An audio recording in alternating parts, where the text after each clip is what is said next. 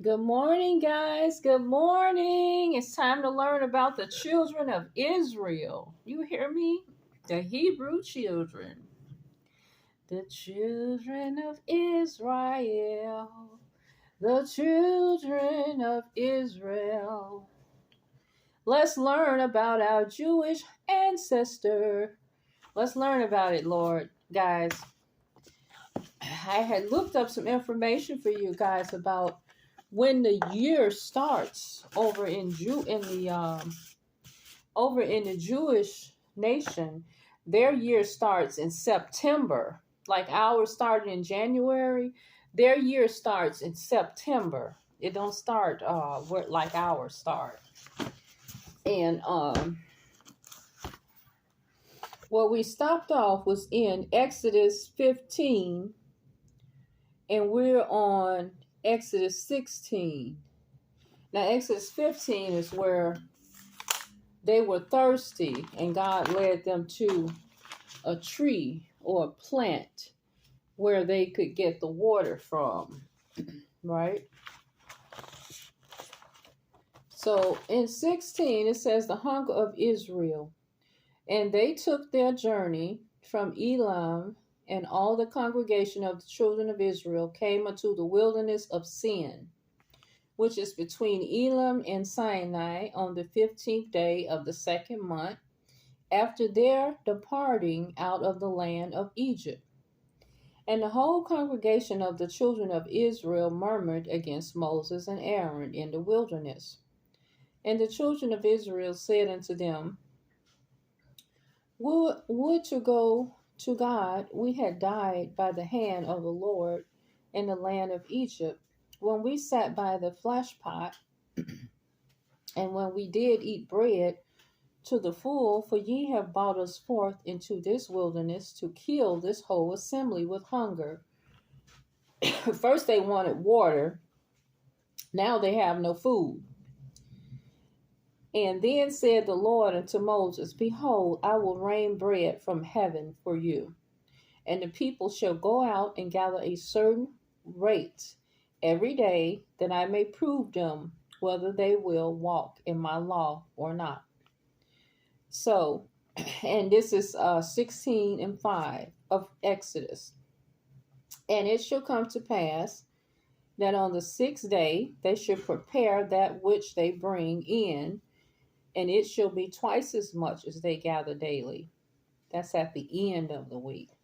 And Moses and Aaron said unto all children of Israel, At even then ye shall know that the Lord hath brought you out from the land of Egypt. And in the morning then ye shall see the glory of the Lord, for that he heareth your murmuring against the Lord. And what are we, that ye murmur against us? And Moses said, This shall be when the Lord shall give you in the evening flesh to eat, and in the morning bread to the full, for that the Lord heareth your murmuring, which you murmur against him. And what are we? Your murmurings are not against us, but against the Lord. And Moses spake unto Aaron, saying to all congregation of children of Israel, Come near before the Lord, for he hath heard your murmurings. And it came to pass, as Aaron spake unto the whole congregation of the children of Israel, that they looked toward the wilderness. And behold, the glory of the Lord appeared in the cloud. And the Lord spake unto Moses, saying, I have heard the murmuring of the children of Israel. Speak unto them, saying, At even ye shall eat flesh, and in the morning you shall fill with bread. Ye shall know that I am the Lord your God. And it came to pass that at even the quails came up and covered the camp, and in the morning the dew lay around about the host. So what the quail is like fish. Quail came up. Okay. And now the manna. And when the dew that lay was gone up before, behold, upon the face of the wilderness, there lay small round thing, as small as hoarfrost on the ground, And when the children of Israel saw, it is manna, for they wist not what it was. And Moses said unto them, This is the bread which the Lord hath given you to eat. This is the thing which the Lord hath commanded. Gather of it every man according to his eating, and Omar for every man according to the number of persons. Take ye every man for them which are in his tents. And the children of Israel did so, and gathered, some more and some less. And when they did meet it with an Omar, he that gathereth much had nothing over, and he that gathereth little had no lack. They gather every man according to his eating. And Moses said, Let no man leave of it till the morning. Don't leave any leftovers. Eat it all right now. Notwithstanding, they hearkened not unto Moses. They did not listen. But some of them left of it until the morning, and it bred worms and stank. And Moses was wroth with them. So the ones that tried to keep it till the morning, it turned into worms and it was smelly. They gathered it every morning, every man according to his eating. And when the sun waxed hot, it melted. And it came to pass that on the 6th day they gathered twice as much bread, 2 omers for one man. And all the rulers of the congregation came to Moses. Now this is the Sabbath that was given to Israel. This is Exodus 23, 16 and 23. And he said unto them, That is that which the Lord had said, Tomorrow is the rest of the holy Sabbath unto the Lord. Tomorrow is your rest day. Bake that which ye will bake today, and seeth that ye will seeth that which remaineth over lay up for you to be kept until the morning. So since tomorrow is the rest day, their Sabbath, they were allowed to keep some for breakfast for the next morning. So they did as the Lord said. They laid up what they needed for the next morning. And Moses said, Eat that today, for today is a Sabbath unto the Lord. Today ye shall not find it in the field. 6 days ye shall gather, but on the 7th day, which is the Sabbath, in it there shall be none. So on the Sabbath, which is the 7th day, they were not going to find the food. So this is why the Lord told them to lay up on the 6th day, protect a little bit for the next day to the side, because it will not be there on Sabbath. And the Lord said unto Moses, How long refuse you to keep my commandments and my laws? See for that the Lord hath given you the Sabbath. Therefore he hath given you on the 6th day the bread of 2 days. Abide ye every man in his place. Let no man go out of his place on the 7th day. Stay in your place, stay in your home, in your tent on the 7th day. Don't go out. This is what the Lord said. So the people rested on the 7th day. And the house of Israel called the name thereof manna. And it was like coriander seed, white. And the taste of it was like wafers made with honey. And Moses said, This is the thing which the Lord commanded. Fill an omer of it to be kept for your generations, that they may see the bread wherewith I have fed you in the wilderness, when I brought you forth from the land of Egypt. And Moses said unto Aaron, Take a pot, and put an omer full of manna therein, and lay it up before the Lord to be kept for your generations. As the Lord commanded Moses, so Aaron laid it up before the testimony to be kept. And the children of Israel did eat manna 40 years, until they came to a land inhabited. They did eat manna until they came unto the borders of the land of Canaan. Now an omer is the 10th part of an ephah. So they had a place where they called a tabernacle, or a place where they put holy things. And so they laid up some of the manna in the holy place so that they could open it up.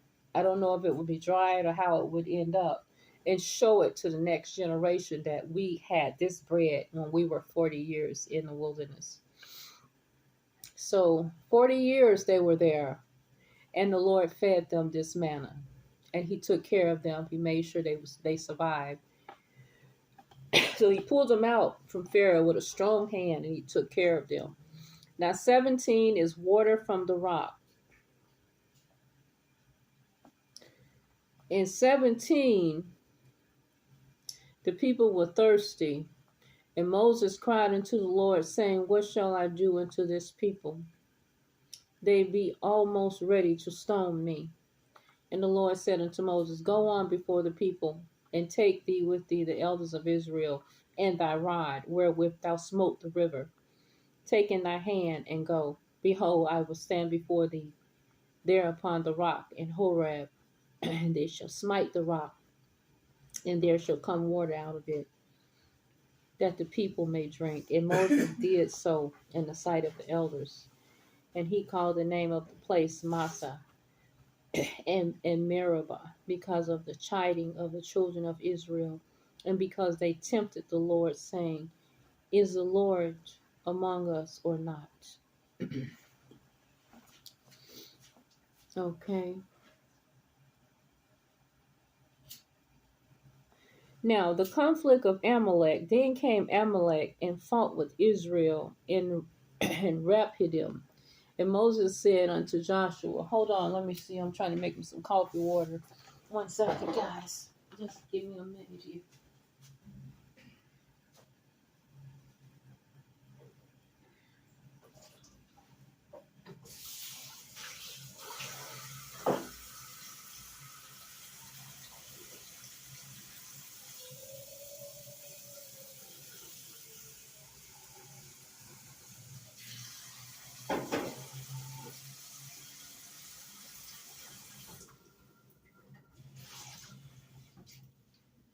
Guys, I could smell the pot on the stove. I said that pot or something is ready for me to get that coffee. Just give me 1 second here, guys. I'm going to get right back with you. I'm reading it as fast as I can because I want to conserve time. We have so many things to do. We're in 17 now. We're in 17, guys. I'm going to put a little cinnamon in my coffee. I like to put a little cinnamon. Hold on, let me get me a little milk out. Jesus is with you. He'll be there every day. He's always right on time. Jesus is on the main line. Amen. He on the main line. Hallelujah. Jesus on the main line. This ice cream going in the freezer, not in the bottom. You need to put that in the freezer, sweetie. Jesus is on the main line. He's on the main line. He's listening to your prayer, because he wants to give you your answer. Get on the main line. Get on the main line, baby. Get on the main line. You know, guys, we have our loved ones. Some of them are so Chucky Bucky. Some of them so Chucky Bucky, you have to love them. Okay, guys. Now, we're back here. The conflict with Amalek.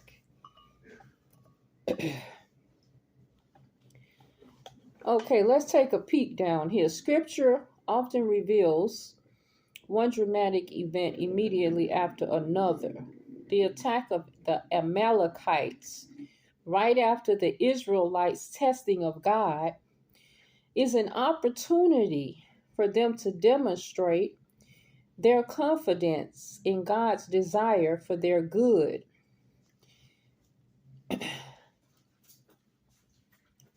The image of Moses holding his rod to call on the power of God to defend the Amalekites is a powerful one. What a simple but powerful picture of the interplay between our limited strength and God's all-powerful might. The image of Jehovah Nissi, the Lord is his people's banner, is used elsewhere in the Bible. Moses' father-in-law, Jethro, having heard of God's protection and deliverance of the Israelites, he comes to visit in order to reunite Moses with his wife and children. In the first half of chapter 18 reveals several symptoms of a serious problem in Moses' life, which prompts not only Jethro's arrival, but also his advice about achieving balance. Now, in 18:2 and 6, his father-in-law comes with Sephora, Gershom, and Eliza. Is apparently a pleasant surprise for Moses. So his father-in-law shows up with his wife and his 2 children.